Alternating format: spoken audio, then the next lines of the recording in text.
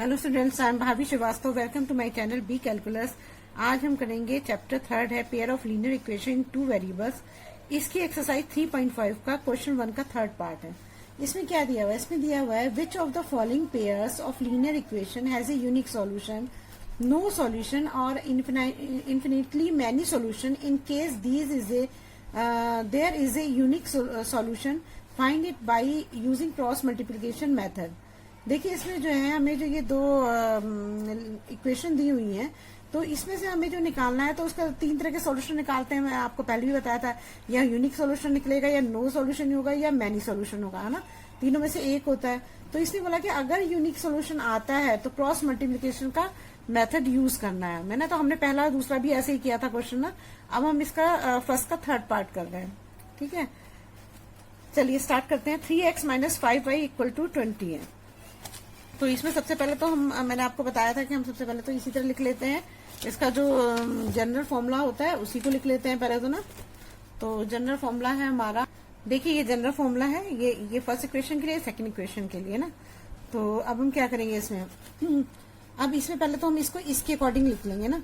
तो इसके अकॉर्डिंग लिखोगे तो अब क्या आएगा, 3x - 5y, और ये c भी इधर आ जाएगा ना। तो ये क्या आएगा, -20 = 0 हो जाएगा।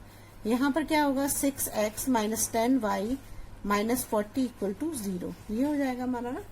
तो अब देखिए इसमें a क्या है हमारा, x² का ये है ना, a ये वाला हो जाएगा, ये b है, ये c है।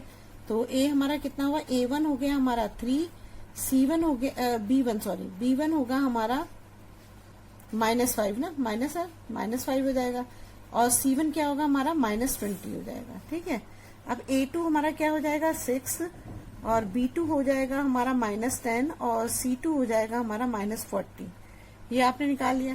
तो सबसे पहले तो हमें ये देखना है, इसमें इसे रख के हम ये देखेंगे कि इसमें से मतलब ये किस चीज को वो कर रहा है, यूनिक है या मतलब मैनी सॉल्यूशन है या नो सॉल्यूशन है, कौन सा है इसमें से। हमें पहले इसको सॉल्व करना पड़ेगा। तो उसके लिए हमने ये चीज पढ़ी हुई थी पहले कि मैं दिखा देती हूँ।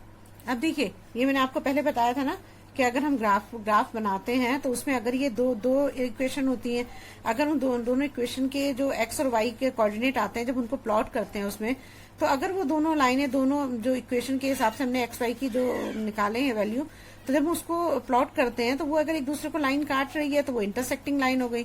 तो इसका होता है हमारा वन सॉल्यूशन, मतलब यूनिक सॉल्यूशन होता है। और ये कंसिस्टेंट होता है। ये किस कंडीशन में होता है, जब a1/a2 b1/b2 जो होते हैं इक्वल नहीं होते हैं। दूसरा तरीका ये होता है कि अगर ये दोनों जो लाइन है, ये इक्वेशन के जो हमने कोऑर्डिनेट प्लॉट किए हैं, तो ये दोनों जो लाइन हम खींचते हैं तो ये दोनों पैरेलल जाती है, मतलब कहीं भी एक दूसरे को काटती नहीं है। तो इसका कोई सॉल्यूशन नहीं होता है, तो इनकंसिस्टेंट होती है। और इनमें क्या होता है, a1/a2 b1/b2 तो इक्वल होते हैं, लेकिन a1/a2 और b1/b2 जो है वो c1/c2 के इक्वल नहीं होते हैं। कॉन्सिडेंट लाइंस कौन सी होती हैं, जिसमें हम दो लाइंस एक दूसरे के ऊपर ओवरलैप करती हैं, तो मतलब काट तो रही है तो सॉल्यूशन तो बनेगा ही। तो इसमें क्या होता है, इसमें इनफाइनाइटली मैनी सॉल्यूशंस होते हैं, और इसको हम बोलते हैं कंसिस्टेंट, क्योंकि इसमें सॉल्यूशन है तो ये कंसिस्टेंट है, और इसमें सॉल्यूशन नहीं है तो ये इनकंसिस्टेंट है, इसमें सॉल्यूशन है तो ये कंसिस्टेंट है। इसमें लेकिन एक चीज होती है, इसमें क्या होता है, ये तीनों ही इक्वल होते हैं, a1/a2 b1/b2 c1/c2 सभी इक्वल होते हैं। ये चीज आपको ध्यान रखनी है, और यही चीज हमें इसमें शो करनी है कि ये कौन सा है। अब देखिए, अगर हमारा ये वाली कंडीशन आती है कि a1/a2 और b1/b2 इक्वल नहीं है, तो ये हमारा यूनिक सॉल्यूशन होगा। और इसी में हमें आंसर भी निकालना है। क्रॉस मल्टीप्लिकेशन हमें इसी में करना है ना। अगर ये दोनों ऑप्शन आते हैं तो इसमें नहीं करना है हमको। अगर ये नो सॉल्यूशन आता है तो ये होता है a1/a2 b1/b2 c1/c2 के इक्वल नहीं है। और इसमें क्या होगा, तीनों ही एक दूसरे के इक्वल होते हैं, a1/a2 b1/b2 c1/c2 इक्वल होते हैं। ठीक है, अब चलिए करते हैं क्वेश्चन। अब देखिए, इसमें आप कर लीजिए। अब देखिए, हम पहले a1/a2 लेते हैं ना। तो a1/a2 लोगे तो अब a1 कितना है, 3 है, और ये हमारा 6 है। तो 3 × 1 = 3, 3 × 2 = 6, 1/2 आ गया। ये आपका आ गया a1/a2। अब हम लेते हैं b1/b2। तो b1 कितना है हमारा, -5 है, और b2 कितना है हमारा, -10 है। तो ये इससे कैंसिल हो गया, तो यहाँ आ जाएगा 5 × 2 = 10।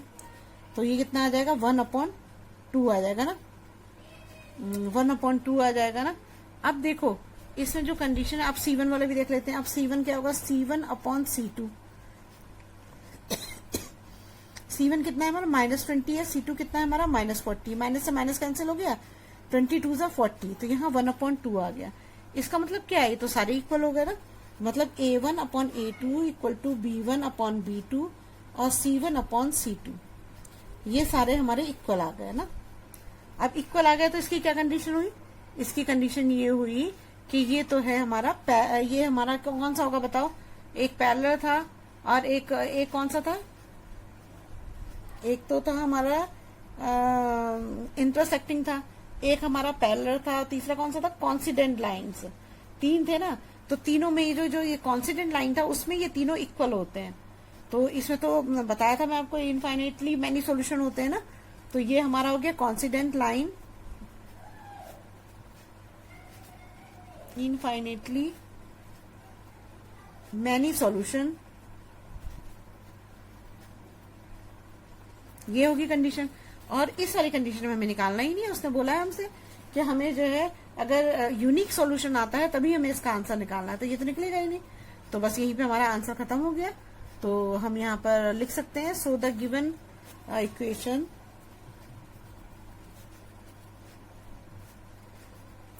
इक्वेशन हैज इनफाइनाइट सॉल्यूशन,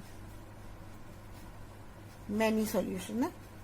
तो इसका मतलब क्या होगा कि ये होगा ही नहीं, इसको आगे सॉल्व ही नहीं करना है। अब नेक्स्ट करते हैं फोर्थ इसका पार्ट। देखिए अब ये है आपका फर्स्ट का फोर्थ पार्ट।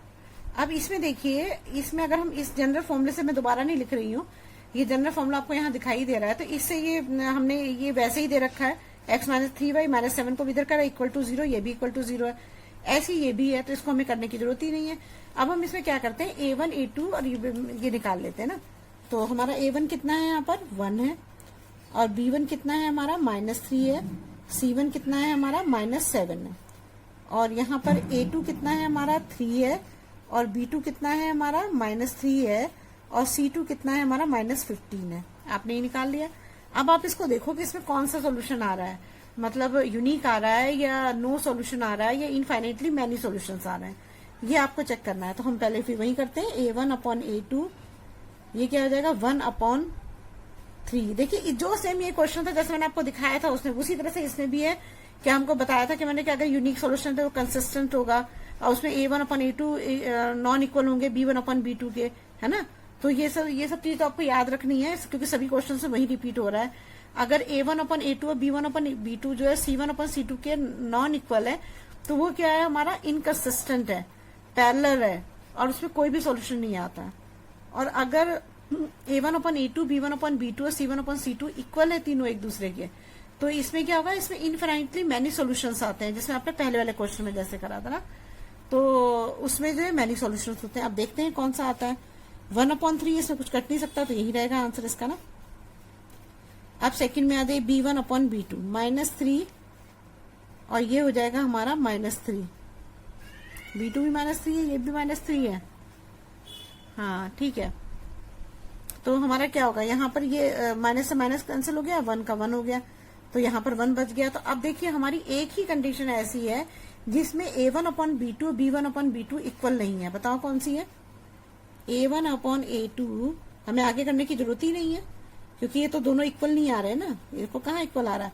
और जो दो कंडीशन है उसमें A1/A2 और B1/B2 इक्वल है, बस एक कंडीशन जिसमें ये दोनों इक्वल नहीं आते हैं, वो है हमारा इंटरसेक्टिंग लाइन है, जिसमें इंटरसेक्ट करता है ये ना। और दूसरा क्या होता है इसमें, ये होता है कंसिस्टेंट है।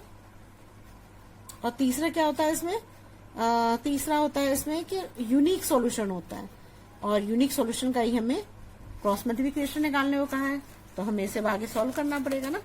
अब देखिए इसको सॉल्व करने का क्या तरीका है, ये तो मैंने आपको पहले भी बताया है कि सबसे पहले तो हम क्या करते हैं इसमें कि मैंने बताया था आपको कि यहाँ पर जैसे ये B होता है, पहले B ले लेते हैं, फिर B के बाद लेते हैं हम C और, देखिए B C और A और B ये लेते हैं ना, इस तरह से एक सीक्वेंस बना हुआ है। तो यहाँ आ जाएगा हमारा B1 अब B1 B2 हो जाएगा ना, और यहाँ आ जाएगा हमारा C1 C2 हो जाएगा, यहाँ हो जाएगा हमारा A1 A2, और ये हो जाएगा हमारा B1 B2 हो जाएगा। ठीक है, अब देखिए इसमें क्या करेंगे हम, अब इसमें हमें इसकी वैल्यू रखनी है ना, तो B1 क्या है हमारा, B1 है -3, तो यहाँ रखिए -3 और यहाँ पर आ जाएगा हमारा -3 और ये मैंने आपको ये अच्छा -3 हो गया। B2 कितना है हमारा, B2 है हमारा -3 है ना, B1 B2 दोनों सेम ही है ना, तो यहाँ पर भी क्या है हमारा -3 है। देखिए इस क्वेश्चन में हम एक चीज और भी कर सकते थे, अगर आप चाहो तो कर सकते हो कि हम इसमें से 3 कॉमन ले लें। देखो इसमें सब में 3 कॉमन है, जब आप 3 लोगे तो यहाँ क्या बचेगा, x माइनस वाई और यहाँ बचेगा 3 5 15, ये हमारा -5 हो जाएगा इक्वल टू 0 हो जाएगा। अब जब आप इसको नीचे लाओगे तो क्या आएगा, x माइनस वाई -5 0.3, तो इसकी जगह पर क्या आ जाएगा, x minus y -5 equal to 0 आ जाएगा।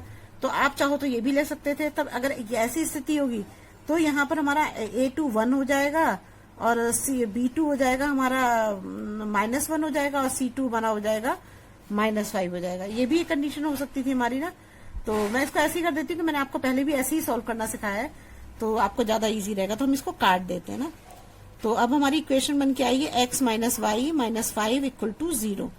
तो हमारी A2 कितनी हो जाएगी, 1 हो जाएगी, B2 हो जाएगी हमारी -1 हो जाएगी, C2 इक्वल टू हो जाएगी हमारी -5 हो जाएगी। आप चाहो तो ऐसे भी कर सकते थे, लेकिन जैसे हम शुरू से कर रहे हैं मैंने सोचा वैसे ही बताऊं आपको ना, तो आपको ज्यादा इजी रहेगा। तो हमारा यहाँ देखिए अब मैंने इसको B1 B2 C1 C2 A1 A2 B1 B2 लिख दिया है। अब देखिए आपको इस बात का ध्यान रखना है कि जब हम इधर से इधर आते हैं तो ये सारे क्या होते हैं, प्लस के होते हैं ना। ऊपर से नीचे आ रहे हैं तो ये क्या है, प्लस के हैं, ऊपर से नीचे प्लस का साइन, ठीक है। और जब हम इसका उल्टा ऊपर जाते हैं, उल्टा ऊपर जा रहे हैं ना, उल्टा जा रहे हैं, तो ये माइनस होगा। समझ में आ गया आपको, ये चीज आपको ध्यान रखनी है, तो ये माइनस में लिखनी पड़ती है। तो अब देखिए आप इसको लिखिए, तो हमारा ये हो जाएगा x अपॉन ये फॉर्मूला या तो लर्न कर लो आप या ये मेथड लर्न कर लो, ये आपकी मर्जी है ना। तो x अपॉन हो जाएगा, तो जब हम इसको करेंगे तो ये प्लस का है ना, तो ये आ जाएगा हमारा -3 इंटू -5 और बीच में क्या साइन लगेगा, जब ये इसको ले गए तो ये क्या हो जाएगा, माइनस होता है, तो यहाँ माइनस का साइन लगाओ। लेकिन ये भी माइनस के हैं तो इसको हम ब्रैकेट में रखते हैं क्योंकि फिर साइन चेंज हो जाते हैं ना। तो ये हो जाएगा हमारा x हो गया।